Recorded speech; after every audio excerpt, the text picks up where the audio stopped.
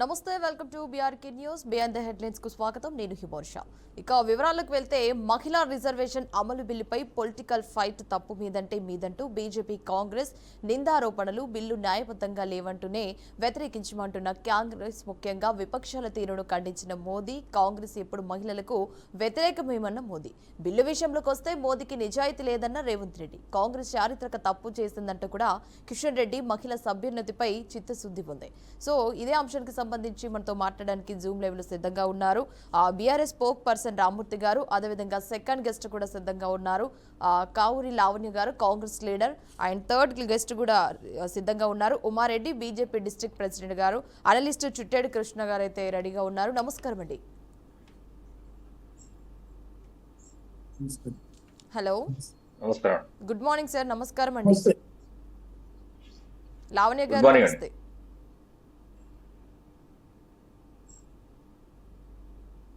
లావణ్య గారు వినిపిస్తుందా?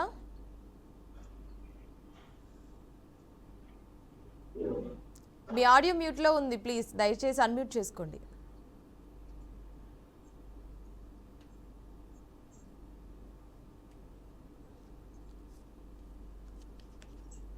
రామ్మూర్తి గారు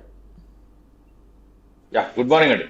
గుడ్ మార్నింగ్ సార్. చెప్పండి, ఇప్పుడు మహిళల రిజర్వేషన్ అనేది ఇప్పుడు అందరికీ తెలిసిన విషయమే. అంటే ఈ మహిళల రిజర్వేషన్ అమలు బిల్లుపై ఈ పొలిటికల్ ఫైట్ అంటే దీని విషయానికి వస్తే తప్పు మీదంటూ ఇటు బీజేపీ కావచ్చు, ఇటు కాంగ్రెస్ అయితే నింద ఆరోపణలు చేసుకుంటున్నాయి.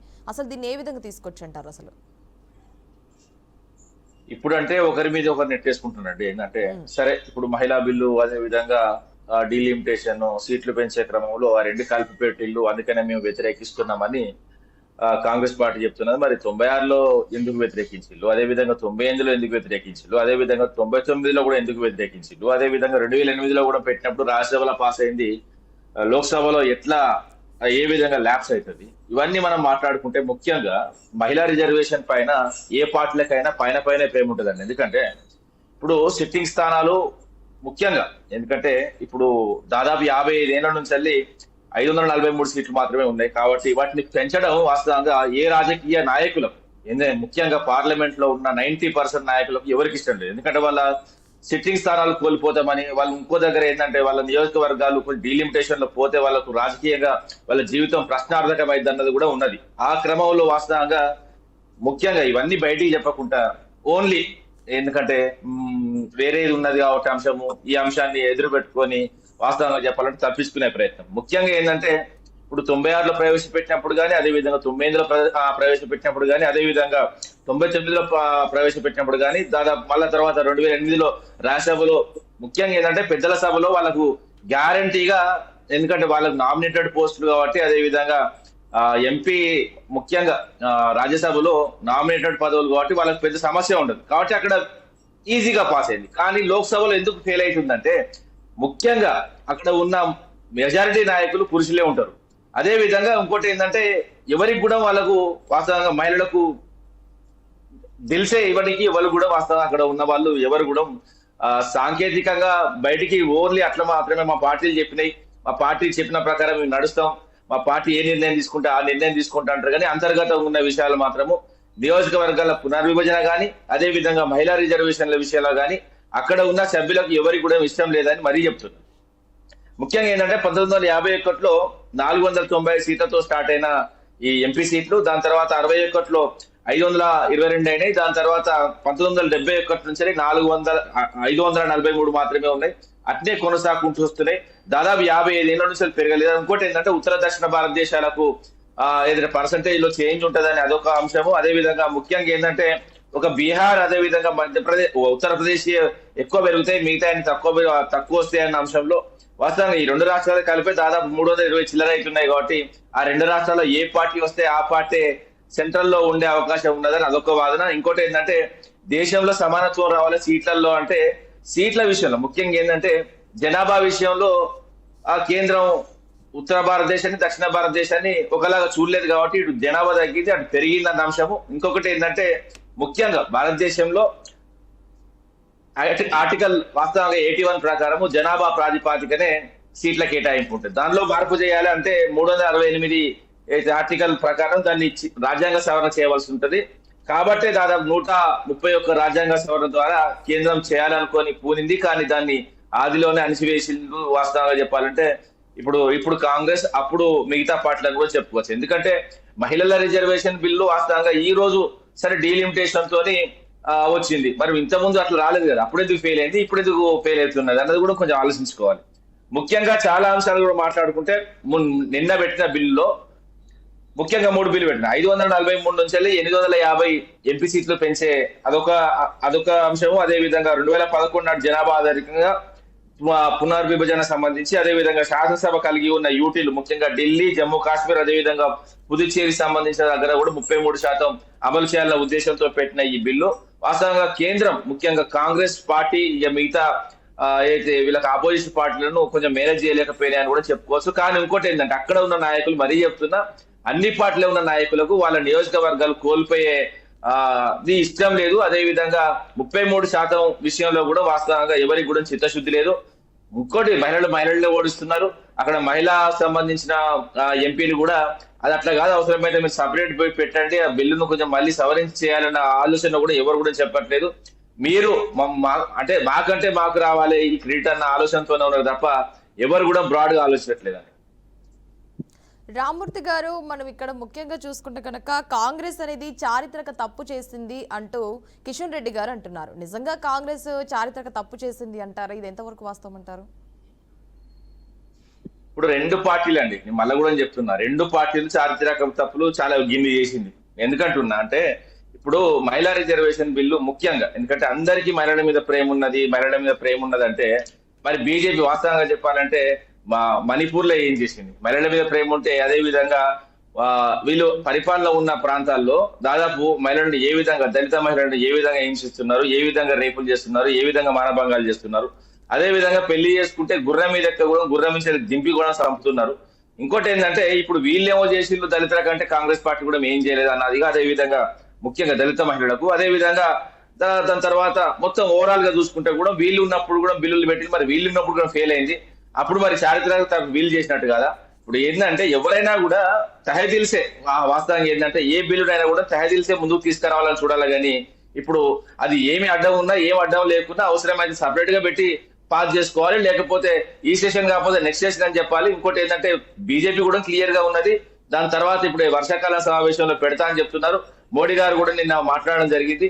ఆ విషయంలో మరి ఏ విధంగా ప్రతిపక్షాలతో మాట్లాడతారు. ఇంకోటి ఏంటంటే ముఖ్యంగా మా వాదన వినిపించడానికి ఇంకోటి ఏంటంటే తెలంగాణను కూడా, తెలంగాణ ఆత్మగౌరవాన్ని కూడా వాస్తవంగా తాకట్టు పెట్టిన ఇక్కడ ఉన్న వాస్తవం ఇక్కడి నుంచి తెలంగాణ నిలమించాలి మొన్న గెలిచిన 8 మంది కాంగ్రెస్, 8 మంది బీజేపీ, దాంతో పాటు ఎంఐఎం ఒక్కడు, మొత్తం 17 మంది ఒక్కడు కూడా మాట్లాడలేదు. వాళ్ళు వాస్తవంగా దేనికి అక్కర్రారు.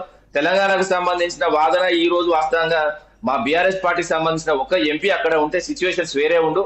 వాస్తవంగా ఏంటంటే ఇప్పుడు ఇలాంటి బిల్లు వచ్చిన క్రమంలో మాది కూడా భాగస్వామ్యం ఉంది, రాజ్యసభలో ఉన్నది. రాజ్యసభలో మా వాదన ఏందో చెప్తాం. అదే విధంగా తెలంగాణ మీద జరుగుతున్న కుట్రను కూడా ఖచ్చితంగా అందులో ఛేదిస్తాం. మా పార్టీ వర్షన్ క్లియర్ గా చెప్పడం జరిగింది. అప్పుడు ఇప్పుడు ఎప్పుడైనా కూడా డీలిమిటేషన్ కి మేము అనుకూలమే, అదే విధంగా మహిళా రిజర్వేషన్ లో కూడా మేము అనుకూలమే. లావణ్య గారు చెప్పండి, మనం ఇక్కడ ముఖ్యంగా చూసుకుంటే కనుక బిల్లుల ఓకే రామ్మూర్తి గారు చెప్పండి, మనకు బిల్లుల విషయంలో కూడా మోదీకి అయితే నిజాయితీ లేదు అంటే రేవంత్ రెడ్డి అనడం జరిగింది. ఇది కూడా నిజమేనంటారు? మరి రేవంత్ రెడ్డికి ఏం నిజాయితీ ఉన్నదండి? ఆయన చెప్పిన వాగ్దానాలు ఏంటి, ఆయన చేసేదండి? అసలు వాస్తవంగా 6 గ్యారెంట్ల విషయం కానీ 420 హామీల విషయంలో కానీ ఎక్కడన్నా ఆయన పొంతన ఉన్నదండి. ఇంకోటి ఏంటంటే ఇతను ఎక్కువ ఊహించుకుంటున్నాడు. ఎందుకంటే ఇప్పుడు దక్షిణాదిని మొత్తం నేను ఏకం చేస్తా అంటే నువ్వు చెప్తే ఓడింటే నాకు అర్థమవుతలేదు. వాస్తవంగా నీకంటే సీనియర్లు ఉన్నారు, అదే విధంగా స్టాలిన్ కంటే పెద్ద లీడర్ నువ్వు కాదు కదా. అదే విధంగా అక్కడ కేరళకు సంబంధించి కూడా చాలా పెద్ద లీడర్స్ ఉన్నారు, అంతే తప్ప కానీ నీ మాట వినటోడు ఎవరు లేడు.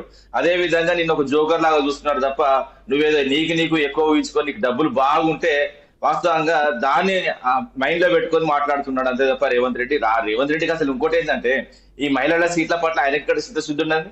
ఇంకా ముఖ్యంగా చూసుకుంటే తెలంగాణ రాష్ట్రంలో 2018లో జరిగిన స్థానిక ఎన్నికల్లో 50% మేము పెట్టుకుని మహిళలకు రిజర్వేషన్ ఇస్తేనే ఓర్చుకోలేరు అప్పుడు ఆ కాంగ్రెస్ పార్టీ. ఇంకోటి ఏంటంటే కాంగ్రెస్ పార్టీ ఎక్కడుంటే అక్కడ అవినీతి, కాంగ్రెస్ పార్టీ ఎక్కడుంటే అక్కడ పరిపాలన సరిగ్గా ఉండదన్న ఆయన నోరుతో చెప్పిండు. ఇంకోటి ఏంటంటే ఒక మహిళను పట్టుకొని, ఇంకోటి ఏంటంటే ఇప్పుడు వాళ్ళ పార్టీ అధ్యక్షురాలు సోనియా గాంధీ పట్టుకునే బలిదేవత అన్నాడు. ఇప్పుడు మహిళల పట్ల ఆయన అనుచిత వ్యాఖ్యలు ఏ విధంగా చేస్తాడన్నది కూడా రాష్ట్రం వచ్చినప్పటి కూడా చూస్తున్నాం. హీరోయిన్ల వ్యక్తిగత జీవితాల్లో తొంగి చూస్తారు. వీళ్ళ దగ్గర ఉన్న మహిళలు ఇంకో మహిళను వక్రీకరించి మాట్లాడతారు. ఎవరు వచ్చి బయట మాట్లాడరు, కానీ ఎవరు కూడా వ్యక్తిగత జీవితాన్ని ఇంతవరకు మాకు ఏమైందని ఒకరు కూడా కేసు పెట్టారు. కానీ వాళ్ళ పర్సనల్ జీవితాల్లో వేలు పెట్టి చూస్తారు. అదే విధంగా ముఖ్యంగా తెలంగాణ రాష్ట్రం వచ్చినప్పటి నుంచి మహిళల మీద ఏ విధంగా అఘాయిత్యం అయితే నడి రోడ్డు మీద మానభంగాలు రేపులు అవుతున్నాయి. అదే విధంగా వాస్తవంగా చెప్పాలంటే 40% రాష్ట్ర వ్యాప్తంగా నేరాలు పెరిగినాయి. మహిళల మీద దాడులు అయితే విపరీతంగా పెరుగుతున్నాయి. ఇలాంటి పరిస్థితిలో ఇంకోటి ఏంటంటే మహిళల సమానత్వం కోసం అనాది నుంచి మహిళలను మనం దేవతలుగా పూజించే ఈ నేల మీద మహిళలకు వాస్తవం ఎంపీ సీట్ల విషయంలో కాదండి, సామాన్యంగా జరిగే అంశాల్లో ఏ విధంగా సమానత్వం ఇస్తున్నాం, ఏ విధంగా స్వేచ్ఛనిస్తున్నాం కూడా మనం ఆలోచించుకోవాలి. ఇంకోటి ఏంటంటే ఏ నాయకుని కూడా మహిళలు రావాలని ముఖ్యంగా అక్కడ ఉన్న సిట్టింగ్ 543 ఎంపీలలో అంటే వ్యక్తిగతంగా లోపల ఎవరికి ప్రేమ లేదండి. ఒక 90% మాత్రమే వాళ్ళ సీట్లు కాపాడుకోనికి, వాళ్ళ కుటుంబ సభ్యులకు కాపాడుకోనికి, మళ్ళీ ఏంటంటే డీలిమిటేషన్ అయితే ఎక్కడ మా సీట్లు పోతాయన్న అంశంలో అదొక్క అంశం. అదే విధంగా మహిళలకు ప్రాతినిధ్యం వస్తే మా సీట్లకు ఎక్కడ ఎసరబడుతుందో అన్న ఆలోచనతో దీనికి అడ్డుపడుతున్నారు తప్ప ఇది అసలు కారణం. ఇంకోటి ఏంటంటే ఈ కారణాన్ని దాచిపెట్టి వేరే కారణం, ఎందుకంటే ఇటు మోడీ మీద నెట్టడమో లేకపోతే అప్పుడు కాంగ్రెస్ ఉన్నప్పుడు బీజేపీ వాళ్ళు కాంగ్రెస్ మీద నెట్టడమో ఇలాంటి అంశాలు ఒకళ్ళ మీద ఒకళ్ళు నెట్టేసుకుంటారు, తప్పించుకుంటారు, ఆఖరికి బిల్లును పక్కా పెడతారు. ఇంకోటి ఏంటంటే 55 ఏళ్లుగా సీట్లు పెంచడానికి వీళ్ళకి మనసు ఒప్పట్లేదు. అదే విధంగా ఇప్పుడు ఈ మహిళా బిల్లు కూడా కొన్ని దశాబ్దాల నుంచి అలాగే పెండింగ్ పెట్టుకుంటూ వాళ్ళతోని వాస్తవంగా మహిళలతోనే ఇరు పార్టీలు ఆడుకుంటున్నాయండి.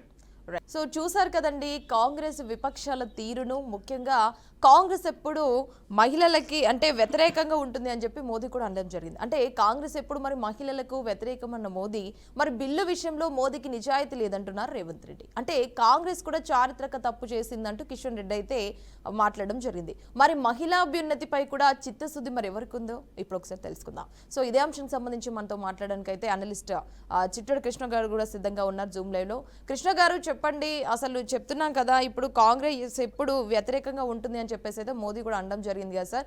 మరి ఇప్పుడు మహిళల కోసం కూడా మహిళల విషయంలో కూడా ఎప్పుడు అసలు మహిళల అభ్యున్నతిపై ఎవరికి చిత్తశుద్ధి ఉంది, అసలు దీన్ని ఏ విధంగా తీసుకొచ్చు అంటారు?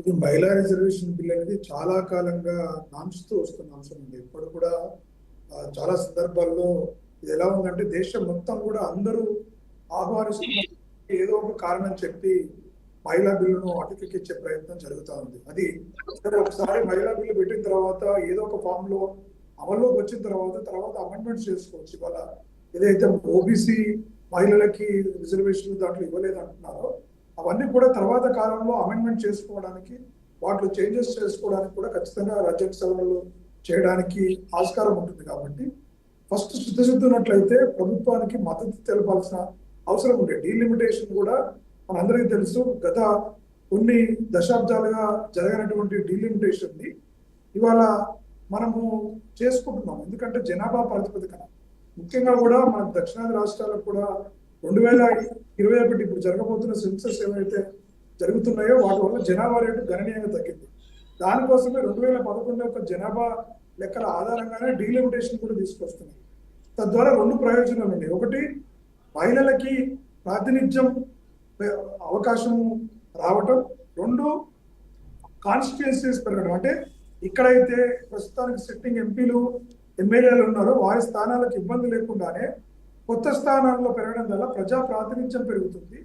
మహిళలకు ఈ 33% రిజర్వేషన్ కూడా అవకాశం దొరుకుతుంది అన్నటువంటి ఆలోచనతో ప్రభుత్వం ఈ బిల్లును తీసుకురావడం జరిగింది. కాబట్టి ఇక్కడ డీలిమిటేషన్ లో జరుగుతున్నటువంటి అపోహలు ఏవైతే ఉన్నాయో, డీలిమిటేషన్ వల్ల మాకు ఓటు తగ్గుతుంది అన్నప్పుడు మరి జనాభా ప్రాతిపదికన తీసుకోవాల్సిన ఓట్లను ఏ రకంగా మిగతా ప్రాతిపదికన మనం తీసుకుంటామనే అంశాలు కూడా చూడాలి. జనాభానే పెరిగింది, మీరు తగ్గించినందుకు మాకు ఇది ఒక నష్టం అనేటువంటి ధోరణిలో చెప్పడం అనేటువంటిది సబబు కాదు. ఎందుకంటే జనాభా ప్రాతిపదికనే వెళ్తుంది. ఇప్పుడు 2011 తీసుకోవడం వల్ల మనకి ఎక్కడ కూడా నష్టం లేదనేటువంటి విషయాన్ని పార్లమెంట్ లో క్లియర్ గా నెంబర్స్ తో సహా చూపించడం జరిగింది. ఏ రాష్ట్రాలకు ఎంత సంఖ్య పెరుగుతుంది, ఎక్కడ ఎంత ప్రాతినిధ్య శాతం కూడా చూసుకుంటే మనకు 50% ఎక్కడ తగ్గట్లేదు అనేటువంటి విషయాన్ని కూడా చెప్పడం జరిగింది. అయినా కూడా ప్రతిపక్షాలు కొంత లేనిపోని భయాన్ని, అంటే లేనిపోని ఇబ్బందులను భయాలను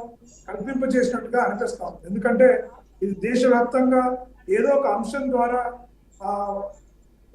ప్రతిపక్షంగా నిలదొక్కుకోవాలని. ఎందుకంటే గత 12 ఏళ్లలో ఎప్పుడు కూడా మోదీ గారి నాయకత్వంలో ప్రభుత్వం ప్రవేశపెట్టిన బిల్లు ఏది వీగిపోలేదు. ఇది మొదటిసారి జరిగింది. ఇది ఏమనుకుంటున్నారంటే అపోజిషన్ పార్టీలు అందరి ఐక్యత మేము తీసుకురాగలుగుతున్నాం, వ్యతిరేకతను సృష్టించగలుగుతున్నాం అనేటువంటి కోణంలో చేసే ప్రయత్నం జరిగింది. కానీ వీటిపైన చిత్తశుద్ధి చాలా స్పష్టంగా కనపడటం లేదు. చిత్తశుద్ధి ఉన్నట్లయితే లోపాలను సరి చేసుకుంటాము, ఏదైనా సూచనలు ఉంటే ఒక గంటలో కూడా మేము మళ్ళీ చేస్తామని అమిత్ షా గారు కూడా చెప్పడం జరిగింది సభలో. కాబట్టి ఇలాంటి వాటికి అంగీకరించకుండా కేవలం వీటిని మహిళా రిజర్వేషన్ బిల్లును అడిగెక్కించడానికి మళ్ళీ కొన్ని దశాబ్దాలు ఏ ఎన్నికల్లో లబ్ధి పొందడం అన్నా కూడా ఇది మహిళ అందరి ప్రాతినిధ్యం, అందరి సపోర్ట్ ఉంటేనే వస్తుంది. కాబట్టి ఖచ్చితంగా అన్ని పార్టీలకు సమానమైనటువంటి అవకాశాలు లభించే అవకాశం ఉండేది, ఏ పార్టీకో అధికంగా వచ్చే అవకాశం లేకుండే. కాబట్టి ఇది నిజంగా ఒక మహిళా బిల్లు భారతదేశంలో మనం చూసాం. అనేక రకాలైన పెండింగ్ల బిల్లులకి భారత ప్రభుత్వం స్ట్రాటజికల్ గా అనేక రకాల, అంటే లడాక్ విషయంలో కావచ్చు, జమ్మూ కాశ్మీర్లో 370 ఇష్యూస్ కావచ్చు, రామ మందిరం విషయంలో కావచ్చు, ఇట్లా అనేక సంక్లిష్టమైనటువంటి సమస్యలని చాలా సులువుగా పరిష్కరించినటువంటి భారత ప్రభుత్వానికి ఇవాళ మహిళా బిల్లు విషయంలో మాత్రం ప్రతిపక్షాలు ఇండి కూటమి, చీలిపోయినటువంటి ఇండి కూటమిని మరొకసారి మహిళా రిజర్వేషన్ విషయంలో తమ ప్రాతినిధ్యం కోల్పోతామనేటువంటి భావనతో చేసినట్టుగానైతే మనకు కనబడతాం. రైట్. మన మన ఏమంటారు కృష్ణ గారు, మీరు అలాగే హోల్లో ఉండండి. మనకి ఇంకో గెస్ట్ కూడా సిద్ధంగా ఉన్నారు కదా, బీజేపీ డిస్ట్రిక్ట్ ప్రెసిడెంట్ గారు ఉమారెడ్డి గారు. నమస్కారం అండి. నమస్తే అండి, అందరికీ జై శ్రీరామ్. ఉమారెడ్డి గారు చెప్పండి, ఇప్పుడు మహిళల రిజర్వేషన్ అమలు బిల్లుపై అయితే పొలిటికల్ ఫైట్ అయితే జరుగుతుంది కదా మేడం. అంటే బీజేపీ టు కాంగ్రెస్ పై అయితే అంటే రెండు విధాలుగా మనం చూసుకుంటే నిందారోపణలు చేసుకుంటున్నారని చెప్పొచ్చు. అంటే అసలు ఇక్కడ తప్పు ఎవరి వైపు ఉన్నట్టు, అసలు ఎవరు ఒప్పు చేస్తారు, అంటే ఎవరు రైట్ గా చేస్తున్నారు, ఎవరి సైడ్ తప్పు ఉందని చెప్పుకోవచ్చు అంటారు? అసలు దీన్ని అసలు ఈ ఫైట్ అనేది ఎందుకు జరుగుతుంది మేడం? ఇది పురుషాహంకారానికి నిదర్శనం అండి. కాంగ్రెస్ ప్రభుత్వం 30 సంవత్సరాల నుండి అనగదొక్కుతున్న మహిళలకు ఇది ఒక పార్లమెంట్ సాక్షిగా మీకు నిదర్శనంగా కల్పిస్తుంది. మహిళలు ఈ రోజుల్లో అన్నిటా ముందున్నారు, అన్ని రంగాల్లో ముందున్నారు. ఆకాశంలో సగం అవకాశంలో సగం అంటూ ముందుకు తీసుకెళ్తున్న ఈ రాకెట్ యుగంలో మహిళలను అనగదొక్కడం అనేది ఇది దురదృష్టకరం. మన కాంగ్రెస్ ప్రభుత్వాన్ని మేము తీవ్రంగా ఖండిస్తున్నాము. తప్పు ఒప్పు గురించి మాట్లాడితే ఒక మహిళగా మాట్లాడుతున్నామండి. మేము 1/3 543 సీట్లతోనే మీరు ఎలా సమానత్వంగా పంచుతారనుకుంటున్నారో నాకైతే అర్థం కావడం లేదు. మీరు చట్టం తెలియక మాట్లాడుతున్నారా, కాంగ్రెస్ ప్రభుత్వం చట్టం తెలిసి మాట్లాడుతున్నారా నాకు అర్థం కావట్లేదు. కానీ 543 నుండి 816 లేదా 850 పంచుతో మాత్రమే మనం సమానంగా సీట్లను మహిళా లోకాన్ రిజర్వేషన్ కి సమానంగా సీట్లను పంచగలుగుతాము. ఈ పురుషాహంకారానికి కాంగ్రెస్ ప్రభుత్వం 30 సంవత్సరాల నుంచి ఇలా అనగదొక్కుతుంటే మహిళలు ఎంతసేపు మనము ఓటు బ్యాంకింగ్ గానే భావిస్తున్నారు తప్పితే మహిళలు ఒక రాజకీయంగా ఎదగాలి, చట్టసభలలో మాట్లాడాలి, చట్టసభలలో మంచిగా మాట్లాడి ఒక సమర్థవంతమైన దేశాన్ని ఒక ప్రగతి పదంలో నడిపించాలనే ఉద్దేశంతో మా మహిళలు ముందుకు అన్ని యుగాల్లో అన్ని రంగాల్లో మేము బయటకు వచ్చి ఒక మహిళగా బయటకు రావాలంటే ఎంత ఇబ్బందులు ఉంటాయో అది మీకు తెలిసిన విషయమే. అయినా కూడా మేము రాజకీయ రంగంలో చిన్న స్థాయి నుండి అయినా పెద్ద స్థాయి నుండి అయినా మేము బయటకు వచ్చి ఒక కుటుంబాన్ని బాధ్యతాయుతంగా సమర్థవంతంగా నిర్వహించుకుంటూ బయటకు కూడా మేము బాధ్యతలు నిర్వహించాలని, మేము అన్ని రంగాల్లో ముందుండాలని మేము బయటకు వచ్చి పనులు చేస్తుంటే మమ్మల్ని ఈ విధంగా కేవలం ప్రసంగాలకు మాత్రమే, వేదికల పైన మాత్రమే మహిళలను పొగడం కాదండి. మహిళలను గుర్తించి రిజర్వేషన్ ఇవ్వడం వల్ల మోడీ ప్రభుత్వం మహిళలను 50% మహిళలను ఉత్తేజపరచు కోసం వాళ్ళ సాధికారత కోసం మేము ప్రయత్నిస్తుంటే, మోడీ గారు ప్రయత్నిస్తుంటే మీరు ఈ విధంగా మా మహిళా లోకాన్ని నిరుత్సాహపరచడం మేము దురదృష్టకరంగా భావిస్తున్నాము. ఈ ఏప్రిల్ 17 అనేది మా మహిళా లోకానికి మేము బాధాకరమైన రోజని భావిస్తున్నామండి. కాబట్టి మేము మాత్రం ఈ మహిళా బిల్లు రిజర్వేషన్ పార్లమెంట్ లో అమలు జరిగే వరకు మా పోరాటం జరుగుతూనే ఉంటుంది. మా మహిళలు ముందుకు వస్తూనే ఉంటారు, మేము పోరాటం జరుగుతుంది. ఇది సాధించే వరకు మేము ఊరుకోమండి. 30 సంవత్సరాల నుంచి ఇదే విధంగా ఇదే తంతు కుంటి సాకులు చెబుతూ ఈ కాలయాపన చేస్తున్నారండి. మహిళా బిల్లు రిజర్వేషన్ అమలు జరిగే వరకు మేము పోరాడుతూనే ఉంటాం. ఇది మహిళలో యావత్ భారతదేశ మహిళతో తరపున నేను విన్నపించుకుంటున్నాను. రైట్ ఉమారెడ్డి గారు, మీరు అలాగే హోల్లో ఉండండి. మనమైతే రామ్మూర్తి గారితో మాట్లాడదాం. రామ్మూర్తి గారు చెప్పండి, అసలు ఇప్పుడు ముఖ్యంగా బిల్లు అనేది న్యాయబద్ధంగా లేనందునే కాంగ్రెస్ అయితే అంటే కాంగ్రెస్ అంటుంది బిల్లు అనేవి న్యాయబద్ధంగా లేనందునే మేము వ్యతిరేకించాము అని చెప్పి అంటున్నారు. అంటే నిజంగా దీన్ని అసలు ఏ విధంగా తీసుకొచ్చి అంటారు మరి? ఇప్పుడు న్యాయబద్ధం అంటే వాస్తవంగా ఇంత ముందు కూడా ప్రవేశపెట్టినప్పుడు కూడా కారణాలు దొరికినాయి. వీళ్ళకి కారణాలు దొరికినప్పుడు కాదు, కానీ ముఖ్యంగా ప్రభుత్వం ఏ ప్రభుత్వం ఉన్నదో ఆ ప్రభుత్వంతో చర్చలు జరిపి ముఖ్యంగా ఒక సానుకూలమైన వాతావరణంలో ఒక పవిత్రమైన బిల్లు కాబట్టి దీన్ని ఆమోదించుకుంటే బాగుండేది. కానీ ఏంటంటే ఎవరికి కూడా వాస్తవానికి ఇరు పార్టీలకు మహిళల మీద అంత పెద్ద ప్రేమ లేదని కూడా చెప్తున్నా. అదే విధంగా డీలిమిటేషన్ మీద కూడా అక్కడ ఉన్న ఎంపీలకు ఎవరికి కూడా, ఎందుకంటే కొత్తగా వచ్చే వాళ్ళ మీద వీళ్ళకు అంత ఆసక్తి కూడా లేదు. అంటే ఉన్న వాళ్ళని కాపాడుకోవాలి, వాళ్ళ కుటుంబాలను కాపాడుకోవాలి, వాళ్ళ వ్యవస్థను కాపాడుకోవాలి, వాళ్ళ ఆస్తులను కాపాడుకోవాలి.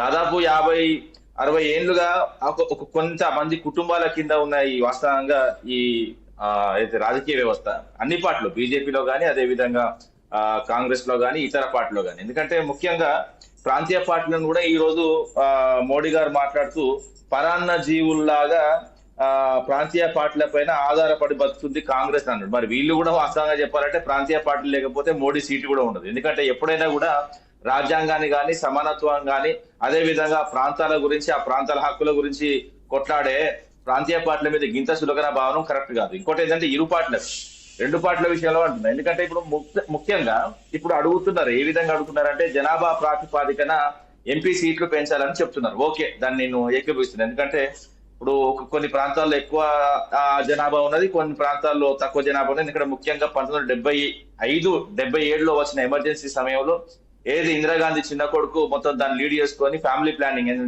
స్టెరిలైజ్ ఆపరేషన్లు దాదాపు 80 లక్షల మందికి స్టెరిలైజ్ ఆపరేషన్ చేసింది. ఎందుకంటే పెళ్లి కాలంలో కూడా ఆర్మీని ఉపయోగించుకొని క్యాంపులు పెట్టి గొర్ర గుజుకపై అయితే ముఖ్యంగా ఈ విషయంలో దక్షిణ భారతదేశం మీద టార్గెట్ చేసిల్లన్నది కూడా అందరి విదితం. ఎందుకంటే ఇక్కడ జనాభా విపరీతంగా తగ్గింది. దాని తర్వాత వచ్చిన జనాభా నియంత్రణ కార్యక్రమాల్లో కూడా దక్షిణ భారతదేశం మంచిగా చురుగ్గా పాల్గొని జనాభా తగ్గించుకొని ప్రయత్నం చేసింది. ఇంకోటి ఏంటంటే సరే జనాభా ప్రాతిపాదికన సీట్లు కావాలని కోరుకున్నాం, మరి జనాభా ప్రాతిపాదికన రాష్ట్రాలు ఎందుకు ఏర్పడదు? ఇప్పుడు ఈ సమస్య ఎందుకంటే సమానత్వ సమస్య ఎక్కడ ఉంటది అంటే జనాభా ప్రాతిపాదన సీట్లు అడిగేటోళ్ళు జనాభా ప్రాతిపాదన కూడా రాష్ట్రాలు అడగాలి. ఇంత జనాభాకు ఇంత రాష్ట్రం అని పెడితే అందరికి సమానంగా సీట్లు ఉంటాయి, అన్ని రాష్ట్రాలకు సమానమైన హక్కులు ఉంటాయి. అలాంటి సమయంలో సమానంగా సీట్లు వస్తాయి, సమానంగా జనాభా ఉంటారు కాబట్టి పెద్ద సమస్య ఉండదు. పెద్ద రాష్ట్రాలు ఉన్నాయండి ఇప్పటికి కూడా. ఇంకోటి ఏదైనా అంబేద్కర్ గారు కోరుకునేది చిన్న రాష్ట్రాలతోని ఏది అభివృద్ధి కొనసాగించవచ్చు, మన దేశాన్ని చాలా రాష్ట్రాలుగా విభజించవచ్చు అని కూడా చెప్పడం జరిగింది. అటు అంబేద్కర్ మాట విన్నారు, ఎందుకంటే వీళ్ళే ఉండాలి, ఇంకో వాళ్ళు రావద్దు. ఇప్పుడు ఇంకోటి ఏంటంటే ప్రియాంక గాంధీ గారు గంటగానం మాట్లాడుతుంది కదా, ఒక చిన్న స్థాయి నుంచి వచ్చిన మహిళను వాస్తవంగా చెప్పాలంటే తన ఎంపీగా పక్కన కూర్చోబెట్టుకుంటారండి. ఇప్పుడు వీళ్ళు ఏంటంటే అనాదిగా పేదరిక నిర్మూలన అంటే ప్రియాంక గాంధీ పోటీ చేసిన, రాహుల్ గాంధీ పోటీ చేసిన, లేదా సోనియా గాంధీ పోటీ చేసిన, రాయబలేరి ఇతర ప్రాంతాల్లో పోటీ చేస్తారు. వాళ్ళు ఎప్పుడు కూడా గుడిసెలకెళ్ళి వంగిపోతుంటారు. వాళ్ళు పోయి ఒక చిన్న మహిళ దగ్గర కూర్చొని ఒక కట్టెల పొయ్యి కారణం లేకపోతే ఇంకా కూలీ పని చేసిన కారణం కూర్చొని ఫోటోలు దిగడానికి మాత్రమే వీళ్ళు పనికొస్తారు తప్ప వాస్తవంగా వాళ్ళ అభ్యున్నతి కోసం దాదాపు 55 ఏళ్ళ నుంచి 60 ఏళ్ళు పాలించింది కాంగ్రెస్. మన పేదరికం ఎందుకు ఉండదండి? అదే విధంగా ఇప్పుడు కాంగ్రెస్ పోయిన తర్వాత బీజేపీ కూడా మేము అది చేస్తాం ఇది చేస్తాం 20 లక్షల కోట్లు ఆత్మనిర్భర్ భారత్ అని ఎవరి ముక్కలతో పెట్టిళ్ళు. నేనేమంటున్నా, ఎప్పుడైనా కూడా మాటలు చెప్పే ప్రభుత్వాలు తప్ప పేదల కోసం పేదరిక నిర్మూలన కోసం అదే విధంగా బాగా తెలియకల్లో అయితే వీళ్ళకి ఓటేయారన్న భావన కూడా అదొకటి ఉంటుందండి. ఇంకోటి ఏంటంటే ఏ పార్టీలో అయినా ఒక ఎంపీ స్థానం వచ్చిన తర్వాత కానీ, ఒక ఎమ్మెల్యే స్థానం వచ్చిన తర్వాత కానీ, ఒక ఎమ్మెల్సీ వచ్చిన తర్వాత కానీ, లేకపోతే రాజ్యసభ సీట్ వచ్చిన తర్వాత కూడా ఆ కుటుంబాల ప్రాతినిధ్యాన్ని పెంచుకుంటూ పోతున్నారు. ఎందుకంటే ఇప్పుడు 543 మంది ఎంపీలు, ఇటు రాష్ట్రంలో 119 మంది ఎంపీలు, అదే విధంగా ఇతర రాష్ట్రాల్లో ఉన్న ఎంపీలు, అదే విధంగా ఇతర రాష్ట్రాల్లో ఉన్న ఎమ్మెల్యేలు వాళ్ళ కుటుంబాన్ని నేను పోతే నా కొడుకు పోతే నా బిడ్డ ఈ విధంగానే రాజకీయాలు నడుస్తున్నాయి తప్ప ఒక పేటెంట్ హక్కులాగా మారిపోయిన అన్ని పార్టీలు అంటున్నా. ఎవరైనా కూడా వాస్తవంగా చెప్పాలంటే ఒక మానసికమైన స్థితిలో అదే విధంగా అంత బ్రాడ్ గా ఆలోచించి రాజకీయాల్లో సేవాభావం కానీ రాజకీయాల్లో ఒక వే ఆఫ్ స్టైల్ గాని మొత్తం క్లోజ్ చేస్తుంది. ఎందుకంటే ఎప్పుడైనా కూడా 20 సంవత్సరాలకు ఒకసారి రాజకీయాలు సమూలమైన మార్పులు రావాలి. ఎందుకంటే ఏదైనా కూడా ఇప్పుడు ఒలింపిక్ టార్చ్ ఉంటుందండి, పరిగెడుతున్న క్రమంలో తన అలసట వచ్చినప్పుడు ఆ ఒలింపిక్ టార్చ్ ఇంకోరికి ఇస్తే ఆ ముందు పోతుంది. ఆ విధంగా రాజకీయాల్లో చేంజ్ 20 సంవత్సరాలకు ఒకసారి చేంజ్ ఖచ్చితంగా ఉండాలి. ఆ చేంజ్ ఉంటే మాత్రమే ఆ పార్టీలు మరణ కొనసాగితే, లేకపోతే ప్రతిపక్షంలో కూర్చునే ప్రమాదం ఉన్నది. కాబట్టి అన్ని పార్టీల్లో అదే చెప్తున్నా. ఎందుకంటే మీరు ఎవరైతే ఇప్పుడు డీలిమిటేషన్ కి వ్యతిరేకంగా ఓట్లేసిల్లో, అనుకూలంగా ఓట్లేసిల్లో, అదే విధంగా ఏదైతే మహిళా బిల్లుకు అనుకూలంగా ఓటేసిల్లో, ప్రతికూలంగా ఓటేసిల్లో వాళ్ళు ఒక్కసారి మానసికంగా ఆలోచించుకోవాలి. ఇంకోటి ఏంటంటే ఏ బిల్లులైనా కూడా ఇప్పుడు వర్షాకాలంలో సపరేట్ గా పెట్టాలని కాంగ్రెస్ పార్టీ అక్కడ ఒత్తిడి తీసుకురావాలి. అదే విధంగా డీలిమిటేషన్ విషయంలో కానీ ఉత్తర దక్షిణ భారతదేశానికి మొత్తం ఇప్పుడు 50% మొత్తం అన్ని రాష్ట్రాలకు వేస్తా అంటే మళ్ళీ పెద్ద రాష్ట్రాలకు పెద్ద పెరుగుతాయి. అదే విధంగా చిన్న రాష్ట్రాలకు మళ్ళీ సేమ్ పరిస్థితి వస్తుంది. ఎందుకంటే ఏ రాష్ట్రాలైనా కూడా ఇప్పుడు ఎంపీ స్థానాలు విడగొట్టేప్పుడు ఆ ఎంపీ స్థానాలకు విడగొట్టాలి. ఇంత జనాభాకు ఇంత జనాభాకు ఇంత అని పెట్టిన తర్వాత వాస్తవంగా చెప్పాలంటే ఇప్పుడు మనకు మన దేశంలోనే అతిపెద్దది వాస్తవంగా మల్లారెడ్డి కాన్స్టిట్యున్సీ ఉన్నదండి. వాస్తవంగా చెప్పాలంటే అది ఇప్పుడు 37 లక్షలండి. 37 లక్షలు అంటే మామూలు విషయం కూడా కాదు. 18 నుంచి 15 లక్షలకు ఒక ఎంపీ స్థానం చేసి అందరికి సమానంగా హక్కులు కల్పించి, ఇంకోటి ఏంటంటే ఉత్తర దక్షిణ భారతదేశానికి ఎందుకంటే 24% అయితే మాకు హక్కుగా ఉన్నదో దాన్ని తగ్గకుంటే అదే విధంగా 50% పెంచితే సంతోషమే. ఇంకోటి ఏంటంటే మిగతా రాష్ట్రాలకు కూడా మాకు పెరిగినంత పర్సంటేజ్ లో వాళ్ళకు కూడా పెరిగితే ఏమైందంటే మళ్ళా తారతమ్యాలు వస్తాయి. కాబట్టి ఒకవేళ రాష్ట్ర విభజనలో ఏదైతే పెద్ద రాష్ట్రాలను కొన్ని చిన్న రాష్ట్రాలుగా విభజించి అదే విధంగా ఒక ఎంపీ స్థానాలకు సంబంధించి ఒక పర్టికులర్ గా ఈ విధంగా ఒక స్టాండర్డ్ ఏర్పాటు చేసుకొని అదే విధంగా సాంకేతికంగా ఒక రాష్ట్రానికి లాభం జరగకుండా ఒక రాష్ట్రానికి అన్యాయం జరగకుండా ముఖ్యంగా ఏంటంటే దక్షిణ భారతదేశం ఖచ్చితంగా దక్షిణ భారతదేశం నుంచి వాస్తవంగా పుదుచ్చేరి కానీ, కేరళ కానీ, అదే విధంగా తమిళనాడు కానీ, తెలంగాణ కానీ, ఆంధ్రప్రదేశ్ కానీ ఈ రాష్ట్రాలకు అన్యాయం చేస్తూ, ఎందుకంటే ఈ రాష్ట్రాల నుంచి ఎవరు కూడా కేంద్రాన్ని పాలించద్దు, ఎప్పటికీ ఉత్తర భారతదేశంలో పాలించాలన్న దురుద్దేశంతో మాత్రం ఈ డెలిమిటేషన్ చేసినా లేదా మహిళా బిల్లు తీసుకొచ్చినా కూడా ఇక్కడ ఉన్న ప్రాంతాలు ఖచ్చితంగా వ్యతిరేకిస్తాయి. కాబట్టి ఈ విషయాలను పరిగణలోకి తీసుకొని బీజేపీ పార్టీ కులంకుశంగా ఈ అంశాలను అవసరమైతే అంతర్గతంగా చర్చించి అన్ని పార్టీలను కూర్చోబెట్టుకొని ఏదైతే మహిళా బిల్లు కానీ అదే విధంగా ఏదైతే డీలిమిటేషన్ కానీ ఏ విధంగా ప్రజలకు అవసరం అవుతుందో, ఏ విధంగా దీన్ని తీసుకొస్తే ఎంతమందికి ఉపయోగపడుతుందో అటు ప్రజలకు అదే విధంగా కొత్తగా వచ్చే రాజకీయ నాయకులకు ఉపయోగపడుతుంది కులంకుశంగా చర్చించి దాని లాభ నష్టాలు బేరే చేసుకొని అన్ని పార్టీలను ఒప్పించి అయితే నెక్స్ట్ పార్లమెంట్ సెషన్ లో పెడితే ఖచ్చితంగా బిల్ పాస్ అవుతుంది. అయితే మన బీఆర్ఎస్ కి సంబంధించి స్పోక్ పర్సన్ మన రామూర్తి గారితో కూడా మాట్లాడడం జరిగింది. అదేవిధంగా ఉమారెడ్డి గారితో కూడా మాట్లాడడం జరిగింది. సో ఇప్పుడు కృష్ణ గారితో మాట్లాడే ప్రయత్నం చేద్దాం. కృష్ణ గారు చెప్పండి, ఇప్పుడు మనము ముఖ్యంగా చూసుకుంటే కనుక మోదీ విషయానికి వస్తే మోదీ బిల్లుల విషయంలో నిజాయితీ లేదంటున్నారు రేవంత్ రెడ్డి. ఇది నిజమేనంటారా? నిజాయితీ లేదనడంలో అది వాస్తవికంగా కరెక్ట్ కాదండి. ఎందుకంటే మోడీ గారు ఇప్పుడు కూడా ఏ బిల్లును రాజకీయం కోసం చేసినటువంటి పరిస్థితి లేదు. ప్రజా సంక్షేమ దృష్ట్యా అనేక కఠిన నిర్ణయాలు తీసుకున్నటువంటి ప్రభుత్వం మన కళ్ళ ముందు కనబడుతుంది. కాబట్టి ఖచ్చితంగా ఇక్కడ డీలిమిటేషన్ ని కూడా అంగీకరించాల్సిన అవసరం ఉంది. ముఖ్యంగా దక్షిణ భారతదేశానికి ఏదైతే అన్యాయం జరుగుతుందని చెప్తున్నారో ఈ యొక్క డీలిమిటేషన్ వల్ల 2011 జనాభా లెక్కలు తీసుకోవడం వల్ల మనకు మంచి జరుగుతుంది తప్ప అన్యాయం జరగదు. ఎందుకంటే 2021 తర్వాత జనాభా లెక్కలు తీసుకుంటే జనాభా మరింత తగ్గుదల కనబడుతూ ఉంది. కాబట్టి పాత జనాభా లెక్కల ప్రకారం తీసుకున్నప్పుడు ఏ ప్రాంతానికి ఎక్కడ కూడా అన్యాయం జరగకుండా ఉండడానికి ఆస్కారం ఉండే రెండు ఒకేసారి అంటే మనకి డీలిమిటేషన్ మహిళా బిల్లులు పెట్టడానికి కారణం కూడా ఈ 543 స్థానాల్లోనే 33% రిజర్వేషన్ కాకుండా మీరు ఇందాక మాట్లాడుతూ అధికారులు చెప్తారు కదా ఏంటంటే మనకు పెద్ద పెద్ద నియోజకవర్గాలు ఏవైతే ఉన్నాయో వాటన్నిటిని కూడా పునరుద్ధరణ చేయాల్సిన అవసరం ఉంది. ప్రజలకు ప్రాతినిధ్యం విషయంలో కొంత అన్యాయం జరుగుతుంది. కొన్ని కాన్స్టిట్యుయెన్సీలలో అంత పెద్ద కాన్స్టిట్యుయెన్సీ ఉండడం వల్ల ప్రజలకి ప్రజాప్రతినిధులకు విన్నవించుకోవడం కానీ వారి సమస్యలు పరిష్కరించుకోవడానికి కష్టమవుతుంది. కాబట్టి ఆ దిశలోనే తీసుకురావడం జరిగింది. కాకుండా ఏంటంటే ప్రతిపక్షాలకు అక్కడ కనిపించినటువంటిది ఏంటంటే మేము చెప్పిన సూచనలు విరివిరిగా మా స్టైల్లో మా యాంగిల్లో మా ఆలోచన విధంగా ఆ బిల్లుని తీసుకురాలేదు. కేంద్ర ప్రభుత్వం తమ ఆలోచన విధానంగానే తీసుకురావడం వల్ల ఈ యొక్క మేము వ్యతిరేకిస్తున్నామనేటువంటి ఆలోచన జరిగింది. కాకుండా దీని వల్ల వచ్చే నష్టం ఏంటి అనేటువంటిది స్పష్టంగా చెప్పలేదు. డీలిమిటేషన్ వల్ల కూడా మరి ఏ రకంగా మనము ఈ సమస్యను పరిష్కరిస్తాము, డీలిమిటేషన్ కూడా చేసుకోవాల్సిన అవసరం ఉంది. 2023 జరిగిన బిల్లులోనే ఈ యొక్క జనాభా ప్రాతిపదికన 2021 జనాభా లెక్కలు చేయాలి. అదేవిధంగా డీలిమిటేషన్ చేసిన తర్వాతనే మహిళా రిజర్వేషన్ బిల్లు రావాలనే విషయాన్ని చెప్పడం జరిగింది. కాబట్టి అప్పుడు ఇవాళ భారత ప్రభుత్వం ఆ రకమైన చర్యలు తీసుకుంది. కాకుంటే భారత ప్రభుత్వం కూడా మరికొంత అట్లీస్ట్ ఆ ప్రతిపక్షాల యొక్క అభ్యంతరాలను పూర్తిగా తేటతెల్లం చేయడం కోసం సభా సమావేశాన్ని మరింత సమయం పెంచాల్సిన అవసరం ఉండే, దానిపైన చర్చించాల్సిన అవసరం ఉండే, వారి యొక్క అపోహలను తీర్చాల్సినటువంటి అవసరము భారతీయ జనతా పార్టీ చేసినట్లయితే కొంత మెరుగ్గా ఉండేది. ఇవాళ ఏమైపోయిందంటే హడావిడిగా తీసుకొచ్చారు, డీలిమిటేషన్ తీసుకొచ్చారు, ప్రజల్లో కూడా చాలా కన్ఫ్యూజన్ ఒకటి కనబడతా ఉంది. అసలు ఇది మహిళా బిల్లా లేకుంటే డీలిమిటేషన్ బిల్లా? ఇది మహిళా బిల్ అనే పేరు ఎక్కడ కనపడట్లేదు, కాబట్టి ఇది మహిళా బిల్లు కాదు, ఇది కేవలం డీలిమిటేషన్ కి సంబంధించిన బిల్లుగానే దీన్ని చూడాల్సి వస్తుంది. డీలిమిటేషన్ లో మాకు చాలా అభ్యంతరాలు ఉన్నాయి, కాబట్టి వాటిని పరిష్కరించకుండా, వాటికి సంబంధించిన విషయాలను తెలియకుండా బిల్లును పెట్టడం అనేటువంటి విషయాన్ని తీసుకురావడం వల్లే మేము వ్యతిరేకించామనేటువంటిది ప్రతిపక్షాల వాదన కనబడుతుంది. కాబట్టి దాంట్లో కూడా కొంత మేరకు వాస్తవం ఉంది. ఎందుకంటే ఇది అత్యంత కీలకమైనటువంటి బిల్లు, చాలా దశాబ్దాలుగా ఎదురు చూస్తున్నటువంటి బిల్లు విషయంలో కేంద్రం మరికొంత ఆలోచన చేసి ప్రతిపక్షాలను కూడా మరికొంత కాన్ఫరెన్స్ లో తీసుకున్నట్లయితే ఈ బిల్లు అమల్లోకి రావడానికి ఆస్కారం ఉంది. ఎందుకంటే చాలా సందర్భాలు చెప్పారు, 2023లో ఈ చట్టం అమల్లోకి వచ్చినా నోటిఫై చేయలేదు, కేవలం ఈ సమావేశాల సందర్భంగా 1 గంట ముందు మాత్రమే వీటిని నోటిఫై చేసి తీసుకురావడం అనేటువంటి విషయం కూడా కొంత ఇబ్బందికరంగా ప్రతిపక్షాలు వ్యతిరేకించడానికి ఆస్కారం ఏర్పడింది. కాబట్టి ఖచ్చితంగా ఈ మహిళా రిజర్వేషన్ బిల్లుని మళ్ళీ ఇప్పుడు కూడా ప్రభుత్వానికి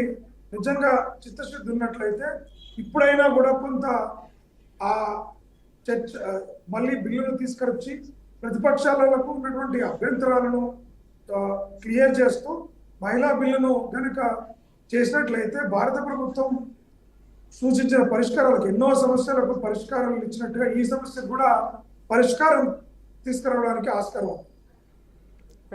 రైట్ కృష్ణ గారు, మనకైతే ఫోన్ ఇన్లోకి మనకు లైన్లోకి వచ్చారు కావూరి లావణ్య గారు, కాంగ్రెస్ లీడర్, రామూర్తి గారు, కృష్ణ గారు, ఉమారెడ్డి గారు, మనకైతే కావూరి లావణ్య గారు అయితే ఫోన్ ఇన్కి వచ్చారు. మనం తనతో మాట్లాడదాం. మేడం నమస్కారం అండి.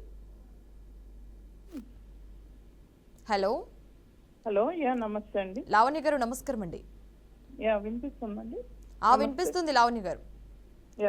లావణ్య గారు చెప్పండి, ఇప్పుడు ఈ మహిళల రిజర్వేషన్ బిల్లుపై కాంగ్రెస్ అసలు ఎందుకు వ్యతిరేకించింది? అసలు దీనికి గల కారణాలు ఏమై ఉండవచ్చు అంటారు? అసలు ఎందుకు ఇలా వ్యతిరేకించడం జరిగింది? ఆ సందర్భం అనేది ఎందుకు వచ్చింది అసలు? థ్యాంక్ యూ అండి, thank you for invited me for this discussion. మీరు ఇందాక నుంచి వింటున్నట్టుగా వివిధ పార్టీల నుంచి వారి అభిప్రాయాల్ని, సామాన్యులకే ఒక అంతు చిక్కని ప్రశ్న ఇది. దీనికి ఏంటంటే ఉమెన్ బిల్ కి సంబంధించి డీలిమిటేషన్ అనే దాన్ని ఎందుకు యాడ్ చేశారు అనేది, వీళ్ళకి చిత్తశుద్ధి ఉందా లేదా, అసలు ఈ బిల్ పాస్ చేయాలని ఉందా లేదా అనేది 100 మిలియన్ క్వశ్చన్ ఇక్కడ. ఎందుకంటే ఈ రోజు ఆల్రెడీ సభలకి మహిళలు వెళ్తున్నారు, పురుషులు కూడా వెళ్తున్నారు.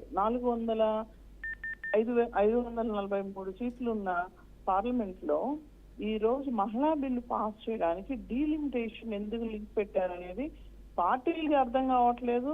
కొంత పార్టీలకి అవగాహన, అంటే ఏ ఉద్దేశంతో దీని వెనకాల కుట్రకోణం ఉంది అనేది చాలా మంది చూస్తున్నారు. ఎందుకు అంటే ఇప్పుడు ఆల్రెడీ 543 ఉంది, దీంట్లో 33% రిజర్వేషన్ ఇవ్వడానికి డీలిమిటేషన్ ఎందుకు లింక్ పెట్టారు అంటే దీని వెనకాల ఈ బిల్లును అడ్డం పెట్టుకొని లోక్సభ సీట్లు పెంచి ఇప్పుడు ఎవరైతే అధికారంలో ఉన్నారో వాళ్ళు లబ్ధి పొందాలని చూస్తున్నారు. ఇది వెరీ క్లియర్ కట్ గా కనిపిస్తున్న అంశం. ఎందుకంటే 543 సీట్లలో 33% ఇవ్వడానికి ఏంటి ప్రాబ్లం? అప్పుడు కనీసం ఇప్పుడు పోటీ చేసే వాళ్ళల్లో కొంతమంది అటు జెంట్స్ కానీ లేదా ఇప్పుడు ఆల్రెడీ పోటీ చేస్తున్న ఉమెన్ కానీ వాళ్ళ సీట్స్ అయితే ఉమెన్ కి ఇచ్చుకుంటారు లేదా అడ్జస్ట్ చేసుకుంటారు రొటేషన్ బేసిస్ లో. దీనికి డీలిమిటేషన్ నెక్స్ట్ సెన్సెస్ పెట్టడం అనేది ఇక్కడ చాలా పెద్ద క్వశ్చన్ మాకు. దీని ఉద్దేశము, దీని వెనకాల చూస్తే గనక బీజేపీ ఎట్టి పరిస్థితుల్లో మేము ఇస్తున్నాము అని పైకి చూపించి కింద నుంచి తీసేసుకోవడానికి పడిన కుట్రగా కనిపిస్తుంది.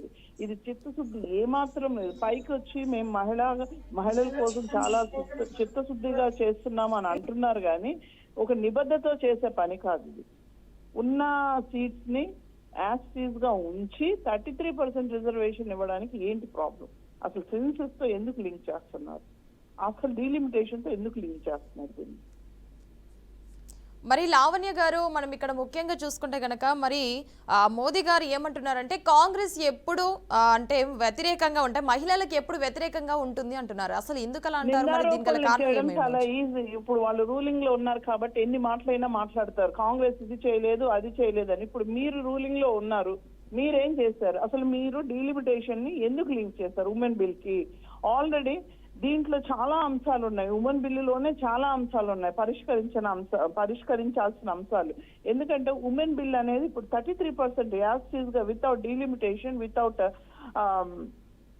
సెన్సెస్ కనుక యాజ్ ఉన్న సీట్ల మీద కనుక ఇంప్లిమెంట్ చేస్తే దీంట్లోనే కొన్ని విషయాలు ఉన్నాయి క్లియర్ చేయాల్సిన విషయాలు. ఏంటి అంటే ఎస్సీ ఎస్టీ బీసీ దానికి సంబంధించి రిజర్వేషన్ ఇవ్వాలా వద్దా?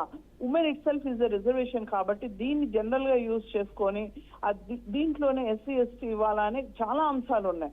ఇవన్నీ అసలు దేని మీద దృష్టి పెట్టకుండా డైరెక్ట్ గా మేము ఇస్తున్నాం అన్నట్టుగా ఇచ్చి మళ్ళీ దానికి డైరెక్ట్ గా delimitation it self has so many problems. ముందు ఆ ప్రాబ్లమ్స్ అన్ని కంప్లీట్ అయ్యి అవన్నీ క్లారిటీ వచ్చి మిత్రపక్షాలు ప్రతిపక్షాలు అందరూ ఒప్పుకుంటేనే డీలిమిటేషన్ ఈ టాపిక్ లోకి వెళ్ళగలుగుతాం.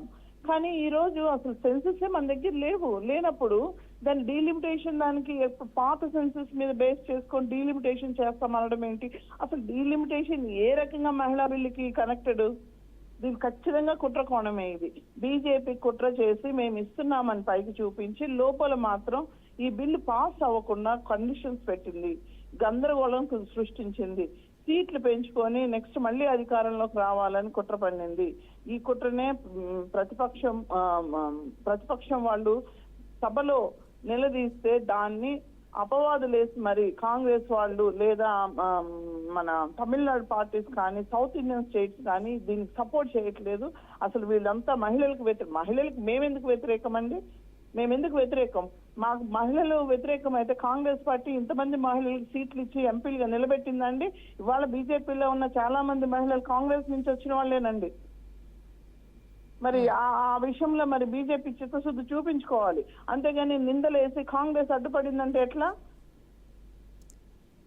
ఓకే, లావణ్య గారు మీరు అలాగే హోల్లో ఉండండి. చెప్పండి, ఉమ్మారెడ్డి గారు ఇదంతా బీజేపీ యొక్క కుట్ర కోణం అంటున్నారు, నిజమేనంటారా? మరి అసలు దీన్ని ఏ విధంగా తీసుకొచ్చి అంటారు? మరి ఉమ్మారెడ్డి గారు మీరు దీన్ని ఏ విధంగా ఇది కుట్ర కోణం కాదు. మహిళలు ఒక బీజేపీ మహిళలకి వర్తించేది కాదు కదండి. ఇది రిజర్వేషన్ అనేది యావత్ ప్రపంచానికి సంబంధించిన విషయం అండి. ఈ కుట్ర కోణం ఏ విధంగా కాదు. 334 ప్రకారం జనాభా గణన పూర్తి కాకుండా ఇది జరగడం సాధ్యం కాదు. అసలైన పునర్విభజన డీలిమిటేషన్ ద్వారా జరుగుతుందండి. ప్రస్తుతం ఆర్టికల్ ప్రకారం లోక్సభలో గరిష్ట సీట్ల సంఖ్య 550 పరిమితం చేయబడింది. ప్రస్తుతం ఆర్టికల్ ప్రకారం ప్రతి రాష్ట్రంలో కేటాయించే సంఖ్య ఆ రాష్ట్ర జనాభా నిష్పత్తికి అనుగుణంగా జరుగుతుందండి. ఈ మొత్తం యావత్ ప్రపంచం కాంగ్రెస్ ప్రభుత్వం మహిళలను అణగదొక్కడానికి ప్రయత్నం చేస్తున్నారని ఖచ్చితంగా చెప్తున్నారు. మేడం గారు మహిళలు పోటీ చేస్తున్నారు కదండి డీలిమిటేషన్ లేకుండా. ఈ రోజు ఎవరి వర్షన్లో వాళ్ళు మాట్లాడండి దయచేసి ప్లీజ్, ఎందుకంటే ఎవరు డిస్టర్బ్. లావణ్య గారు కాస్త మీరు హోల్లో ఉండండి. చెప్పండి ఉమా గారు. మేడం మీరు మహిళా లోకానికి సపోర్ట్ చేయాలి. మనం మహిళలమే సపోర్ట్ చేసుకోవాలి. సరే మనం ఏ పార్టీకి ఉన్నా కూడా మహిళలుగా మనం అయితే ముందుకు రావాలనేది మా ఉద్దేశం అండి. కానీ దానికి బీజేపీని కూడా తప్పు పట్టడం సరికాదు అనేది మా ఉద్దేశము. ఓన్లీ మహిళలో యావత్ ప్రపంచానికి సంబంధించిన విషయమే మోడీ గారు ప్రస్తావిస్తుంది తప్పితే ఓన్లీ బీజేపీ మహిళలకే మాత్రమే ఇదైతే వర్తించదు కదండి. కాబట్టి ఖచ్చితంగా ఈ బిల్లు పాస్ చేయాలన్నదే మేము డిమాండ్ చేస్తున్నాము. మా బీజేపీ మహిళా మోర్చా తరఫున మేము ఖచ్చితంగా డిమాండ్ చేస్తున్నాం. రైట్ ఉమా గారు. లావణ్య గారు చెప్పండి, మనకు ఉమా గారు ఏమంటున్నారంటే అసలు ఇది ఏ విధంగా తప్పు కాదు, ఇది ఏ విధంగా కుట్రకోణంలో చేసింది కాదు, అంటే యావత్ ప్రపంచాన్ని అంటే ప్రతి ఒక్క మహిళలను ఉద్దేశించి చేసింది కదా అని చెప్పి అయితే మనకు ఉమారెడ్డి గారు అయితే చెప్పడం జరిగింది. అసలు దీన్ని మీరు మరి ఏ విధంగా వ్యతిరేకిస్తారు? ఇప్పుడు యాక్చువల్ గా 543 మీద 33% రిజర్వేషన్ ఇస్తే మన లోక్సభకి వచ్చి దాదాపు 150 మంది ప్లస్ మహిళలు రావాలి. మరి ఇప్పుడున్న పరిస్థితిలో మహిళలు పోటీ చేస్తారు. ఏ పార్టీ అన్నా వదిలిపెట్టండి, మహిళలు పోటీ చేస్తున్నారు. రిజర్వేషన్ లేకుండానే పోటీ చేస్తున్నారు. ఇంకా రిజర్వేషన్ ఎస్సీ ఎస్టీ ఓబీసీ ఈ కాన్స్టిట్యున్సీలో కూడా రొటేషన్ బేసిస్ లో ఆర్ అదర్వైజ్ మహిళలు పోటీ చేస్తున్న సిచ్యువేషన్ ఉంది. అయితే దీన్ని కన్సిడర్ చేసుకొని ఉన్న సిచ్యువేషన్ ని యాస్టీస్ మీద 33% మహిళా రిజర్వేషన్ బిల్లు పెట్టడానికి పాస్ చేయడానికి బీజేపీకి ఏంటి ఇబ్బంది? అది మాత్రం చెప్పడం లేదు. ఎందుకు డీలిమిటేషన్ లింక్ చేశారు? సీట్లు పెంచడం ఎందుకు? ఉన్న మెంబర్స్ నుంచి అంటే ఎవరైతే ఇప్పుడు అక్కడ పోటీ చేస్తున్నారో వాళ్ళ దగ్గర నుంచి వ్యతిరేకత రాకూడదని ఎక్కువ ఆలోచన లేకుండా ఇదేదో మహిళా బిల్లు ఇచ్చేస్తున్నాం కాబట్టి డీలిమిటేషన్ ఒప్పుకుంటారు, ఖచ్చితంగా సీట్లు పెరుగుతున్నాయి అంటే బిల్లు పాస్ అయిపోద్దని త్వరగా సరిగా ఆలోచన లేకుండా చేస్తున్న పనే. కానీ ఇది మహిళా బిల్లులోనే చాలా విషయాలు ఉన్నాయి, మళ్ళీ దాన్ని సీట్లు పెంచి దానికి లింక్ చేయడం అంటే చాలా ఏంటంటే ఇది ఎప్పటికీ అవ్వని పని. దీని వెనకాల కుట్రకోణం ఉంది, మేము ఇస్తున్నాము అని పైకి చెప్పడమే కానీ ఏదో అంతా చెప్పారా, మన అరచేతిలో బెల్లం చూపించి మోచేతులు నాకు ఇస్తారు. బీజేపీ చేస్తున్న పని ఇది. ఈ రోజు ఈ పని మళ్ళీ బయటకు కనిపించకుండా వీళ్ళు చేస్తున్న దాన్ని కాంగ్రెస్ వాళ్ళు తప్పుబట్టారు, ప్రతిపక్షం వాళ్ళు అపోజ్ చేశారు అని చెప్పి అనడం కోసం బీజేపీ ముందే కాంగ్రెస్ అని అపోజ్ చేసిన పార్టీస్ అందరినీ కూడా మీకు మహిళల మీద చిత్తశుద్ధి లేదంటున్నారు. అరే మీకు అధికారం ఉంది, మీరు చెయ్యండి, మీరు ప్రాపర్ గా చెయ్యండి. అసలు ఇవన్నీ ఎందుకు అల్లివ్ కాని అంశాలన్నీ లింక్ పెట్టి మహిళా బిల్లును పాస్ చేయాలనుకుంటున్నారు? మీరు ఏ లబ్ధితో మహిళా బిల్లును పాస్ చేయాలనుకుంటున్నారు? సెన్సెస్ ఎప్పుడో అసలు సెన్సెస్ టాపిక్ వదిలిపెట్టండి. ఉన్న సీట్ల మీద 33% మీరు మహిళా బిల్లు రిజర్వేషన్ ఏంటి ప్రాబ్లం? లావణ్య గారు, మరి కిషన్ రెడ్డి గారు ఏమంటున్నారంటే కాంగ్రెస్ చారిత్రక తప్పులు చేసింది అంటున్నారు. అసలు అంటే చారిత్రక తప్పులు ఎన్ని చేస్తుందంటారు? కాంగ్రెస్ చారిత్రక తప్పు చేసిందా? మహిళా బిల్లులో తప్పులు చేసిందా? గతంలో ఏం తప్పులు చేసిందో వదిలిపెట్టండి. ఇప్పుడు అధికారంలో ఉన్న వాళ్ళు ప్రతిపక్షాన్ని నిలదీయడం ఏంటండి? మీకు అధికారం ఉంది, మీరు చెయ్యండి రైట్ గా. మీరెందుకు ఇలాంటి అలివికాని అంశాలు లింక్ పెట్టి బిల్లుని ప్రజల ముందు పెట్టి మమ్మల్ని భ్రమంలో పెట్టి మేము పాస్ చేస్తామని చెప్పి ఆఖరి నిమిషంలో ఫలానా వాళ్ళు ఆపారు, ప్రతిపక్షం వాళ్ళు ఆపారు, వీళ్ళు వ్యతిరేకం వాళ్ళు వ్యతిరేకం అని ఇలాంటి అంశాలు ఎందుకు జోడిస్తున్నారు? మీరు అధికారంలో ఉన్నారుగా, కాంగ్రెస్ తప్పు చేసింది, అధికారం పోయింది, మరి మీకు మీరెందుకు చేయట్లేదు? మళ్ళీ మీరు అధికారంలో ఉండి ప్రతిపక్షం మీద మీరు తుమ్మెత్తిపోయడం ఏంటి? మీకు చిత్తశుద్ధి అసలు ఒక్క నిమిషం చిత్తశుద్ధి చెప్పండి రామూర్తి గారు, చెప్పండి. ఇప్పుడు నాకు ఒకటి అర్థం కావట్లేదండి. అంటే 543కి 33% చేయమంటే డిలిమిటేషన్ ని వద్దని కోరుకుంటుంది కాంగ్రెస్ పార్టీ. ఇంకోటి ఏంటంటే సీట్లు పెరగాలని అందరూ కోరుకుంటున్నాం. ఎందుకంటే ఇప్పుడు ప్రజెంట్ వాస్తవంగా చెప్పాలంటే పార్లమెంట్ లో 74 మంది మహిళా సభ్యులనండి. సో అది 13.6% ఉన్నారు. సో అయితే ఈ ప్రకారం 543కు 33% చేస్తే వాస్తవంగా 180 మంది సభ్యులు అవుతారండి. అదే విధంగా ఇప్పుడు డీలిమిటేషన్ చేసుకొని దాదాపు 850 సీట్లు పెంచుకొని పోతే వాస్తవంగా 33% అంటే 281 సీట్లు పెరుగుతాయి. అంటే సగానికంటే ఎక్కువ పెరుగుతాయి కదా. ఇప్పుడు మహిళల ప్రాతినిధ్యం డీలిమిటేషన్ చేస్తే ఎక్కువ పెరిగే అవకాశం లేదు. ఇంకోటి ఏంటంటే ఇక్కడ బీజేపీ వాదన ఏంటంటే మేము చేస్తున్నాము, వీళ్ళు అడ్డుపడుతున్నారండి. ఇంకోటి ఏదైతే చేసే క్రమాన్ని కూడా క్లారిటీగా చేయాలని బీజేపీ అంటుంది. ఎందుకంటే ఇప్పుడు ఈ 33% 850లో కూడా ఎందుకంటే ఇక్కడ ఒక ఉన్నత వర్గమే డెవలప్ అవుతుంది కాబట్టి అందులో కూడా ఎందుకంటే రిజర్వేషన్ తీసుకురావాలని ఒక న్యాయమైన కోరిక అన్ని పార్టీలు కోరుతున్నాయి, దక్షిణాది పార్టీలు కానీ. అదే విధంగా ఇప్పుడు మహిళా రిజర్వేషన్ లో అందరికీ సమానంగా రావాలి, అన్ని కులాలకు సమానంగా రావాలన్నది దక్షిణ భారతదేశంలో ఉన్న పార్టీలు కోరుకుంటే అదే విధంగా మిగతా పార్టీలు కూడా దీన్ని అపోజ్ చేసిన పార్టీలు అదే విధంగా దీన్ని ఎవరైతే స్వాగతిస్తున్న పార్టీలో మేము ఏదో తీసుకొస్తున్నామో మీ సంఖ్య పెరుగుతుంది కదా అని అంటున్నారు. సంఖ్య పెరగడం కాదండి ఇక్కడ సమస్య, సంఖ్యతో పాటు ప్రాతినిధ్యాన్ని కూడా మీరు డివైడ్ చేయాలన్నది ఇక్కడ ఉన్న సమస్య. అదే విధంగా సీట్ల విషయంలో కూడా ఎందుకంటే ఇప్పుడు 850 ఒకవేళ సీట్లు 545 నుంచి 543 నుంచి ఏదైతే మీరు 850 చేస్తున్నారో ఈ 850 కూడా అన్ని రాష్ట్రాలకు కొంత సమానంగా, ఎందుకంటే ఉత్తర భారతదేశానికి పెద్ద డిఫరెన్స్ లేకుండా ముఖ్యంగా కేంద్ర రాజకీయాల్లో దక్షిణ భారతదేశం వేలు పెట్టే క్రమం రాకుండా శాశ్వతంగా ఉత్తర భారతదేశం వాళ్ళు పాలించాలి, దక్షిణ భారతదేశం వాళ్ళు వాస్తవంగా మీ దగ్గర కుక్కాసన వేసుకొని కూర్చోాలన్న దురుద్దేశంతో చేస్తున్నట్టు కనబడుతున్నది. కాబట్టి కొంత దీని గురించి క్లుప్తంగా ఆలోచించి, ఎందుకంటే ఏ ప్రాంతానికి కూడా అన్యాయం జరగకుండా ముఖ్యంగా ఏదైతే డీలిమిటేషన్ లో అదే విధంగా మహిళా రిజర్వేషన్ లో ఏ కులాలకు ఏ మతాలకు కూడా అన్యాయం జరగకుండా అట్టడుగు వర్గంలో ఉన్న వాళ్ళు కూడా ఎంపీలు కావాలన్నది మా ఉద్దేశం. ముఖ్యంగా బీఆర్ఎస్ పార్టీ అప్పుడు గౌరవ కేసీఆర్ గారు కూడా ఏదైతే రాజ్యాంగ సవరణ జరగాలన్నప్పుడు క్లియర్ గా మాట్లాడారు. మహిళలు 50% అడుగుతున్నారు వాళ్ళు, ఎందుకంటే దేశ జనాభాలో అదే విధంగా ప్రపంచంలో ఉన్న మహిళలతో పోటీ పడుతున్న క్రమంలో ఏదైతే నేల నుంచి నింగి వరకు మహిళలు సమానంగా ఉంటున్నారు, వాళ్ళకి ఆస్తిలో వాటా అడుగుతున్నారు, అదే విధంగా వాళ్ళు ఉన్న ప్రాతినిధ్యంలో కూడా వాటా అడుగుతున్నారు. అదే విధంగా బీసీలు కూడా వాళ్ళు ఎంతున్నారో వాళ్ళు అంత అడుగుతున్నారు. కాబట్టి రాజ్యాంగంలో సవరణ కావాలని ఇప్పుడు గౌరవ కేసీఆర్ గారు మాట్లాడితే తన మీద దుమ్మెత్తి పోసిన ఏదైతే అప్పుడు ఉన్న కాంగ్రెస్ బీజేపీ ప్రభుత్వాలు ఇప్పుడు నేను అడుగుతున్నా, గౌరవ కేసీఆర్ గారు ఏదైతే కోరుకున్నారో అదే అక్కడికే వచ్చింది ఇప్పుడు ఈ రోజు. ఎందుకంటే ముందుగా ఆలోచించి ఒక మేధావిగా అదే విధంగా మొత్తం రాజ్యాంగానికి సంబంధించిన పలు అంశాల్లో, ఎందుకంటే ఒక గ్రిప్పున్న వ్యక్తిగా అతను చెప్పడం జరిగింది. ఎందుకంటే రాజ్యాంగ సవరణతో మాత్రమే ఏదైతే మహిళలకు కానీ అదే విధంగా ఈ సీట్ల విషయంలో కానీ సాధ్యమైందని క్లియర్ గా చెప్పడం జరిగింది. అప్పుడు ఇప్పుడు ఎప్పుడైనా కూడా గౌరవ కేసీఆర్ గారు చెప్పిన అంశాలని ఇప్పుడు ఈ రోజు మనం ఇక్కడ కూర్చొని చర్చించుకుంటున్నామంటే ఈ రిజర్వేషన్ల విషయంలో కానీ అదే విధంగా మహిళలకు కానీ అదే విధంగా బీసీలకు కానీ ఎస్సీ ఎస్టీలకు కానీ అంతేందుకంటే ఇప్పుడు అసెంబ్లీ సీట్లున్నాయి, అదే విధంగా ఎంపీ స్థానాలు చట్టసభలో ఒకలాగున్నది, అదే విధంగా స్థానిక ఎన్నికల్లో ఒకలాగున్నది. ఎస్, మీ స్థానిక ఎన్నికల్లో బీసీలకు 42% ఇప్పుడైతే వీళ్ళు అన్నారో దానికి వాస్తవంగా మేము చిత్తశుద్ధితో అప్పుడు 33% తీసుకొద్దామన్నా కూడా వాస్తవంగా అడ్డుపడ్డారు. ఏదైతే అప్పుడున్న సర్పంచ్ సంఘం అధ్యక్షులు అయితే వాస్తవంగా కొంతమంది ఇప్పుడు చాలా ఇద్దరున్నారండి.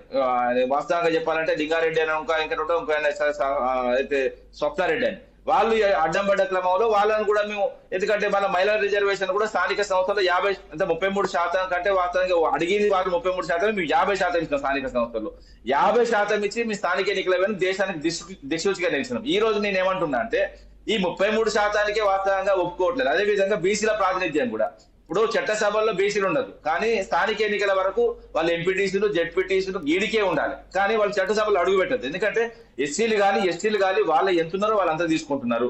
అదే విధంగా ఓసీలు కూడా వాళ్ళు ఎంత ఉన్నారో వాళ్ళకంటే 2-3% ఎక్కువనే తీసుకుంటున్నారు, కానీ బీసీలకు అన్యాయం చేస్తున్నారు. అదే విధంగా ఇక్కడ మహిళలకు అన్యాయం చేస్తున్నారు.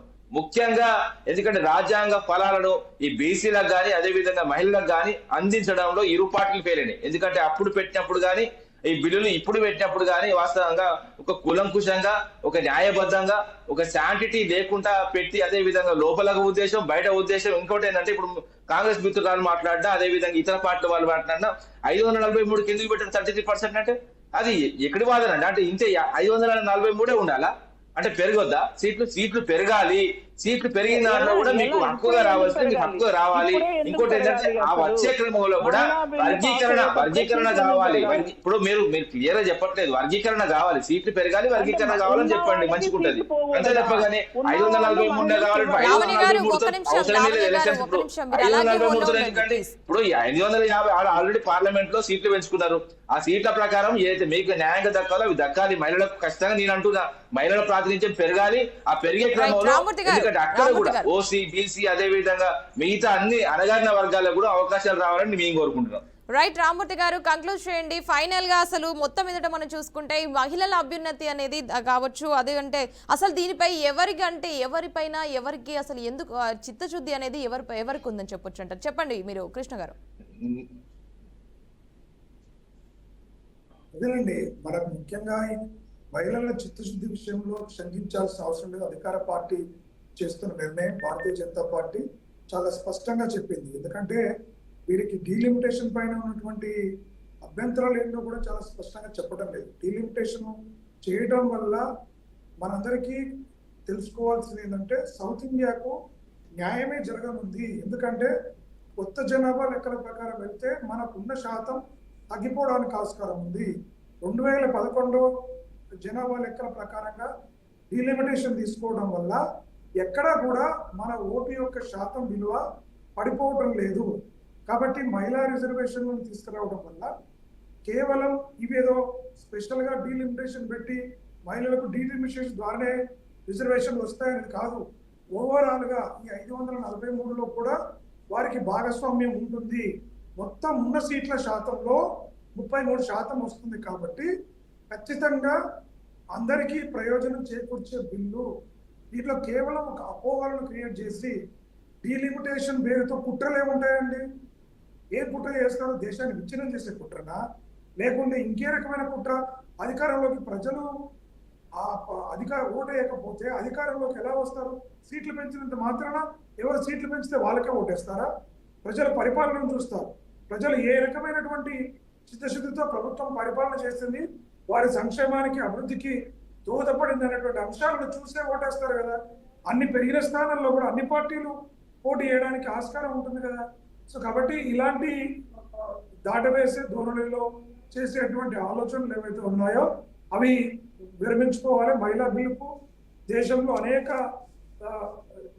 బిల్లులను ఏ విధంగానైతే పరిష్కరించారో భారతీయ జనతా పార్టీ దేశ ప్రయోజనాల కోసం చేస్తుంది. కాబట్టి ఖచ్చితంగా ఇది విపక్షాలు ప్రభుత్వానికి మద్దతు తెలియజేసి మహిళా బిల్లును పాస్ చేసే విధంగా కృషి చేయాల్సిన అవసరం. రైట్ కృష్ణ గారు, థ్యాంక్ యూ అండి, థ్యాంక్ యూ సో మచ్. అదేవిధంగా లావణ్య గారు, థ్యాంక్ యూ సో మచ్ అండి ఈ డిబేట్లో పాల్గొన్నందుకు. నెక్స్ట్ ఉమా గారు, థ్యాంక్ యూ అండి, thank you so much. Rammurthy గారు, థ్యాంక్ యూ అండి ఈ డిబేట్లో పాల్గొన్నందుకు. Thank you sir, thank you so much. చూసారు కదండి, మొత్తం మీదట విపక్షాల తీరునైతే మోదీ అయితే ఖండించడం జరిగింది. అదేవిధంగా కాంగ్రెస్ అనేది ఎప్పుడు మహిళలకు మోదీ అయితే వ్యతిరేకం అంటున్నారు. మరి బిల్లుల విషయంలో మోదీకి నిజాయితీ లేదంటున్నారు రేవంత్ రెడ్డి. మరి కాంగ్రెస్ ఎప్పుడు చారిత్రక తప్పు చేసింది అంటున్నారు కిషన్ రెడ్డి. మరి మహిళల అభ్యున్నతిపై చిత్తశుద్ధి మరి ఎవరికి ఉండాలి? అసలు మొత్తం మీదట మనం చూసుకుంటే బీజేపీ కుట్ర చేస్తోంది అంటున్నారు. మరి చూసారు కదండి, ఇదండి ఇవాల్టి బిహైండ్ ద హెడ్లైన్స్. మరో టాపిక్స్తో మళ్ళీ కలుద్దాం. చూస్తూనే ఉండండి బీఆర్కే న్యూస్ తెలుగు సత్తా.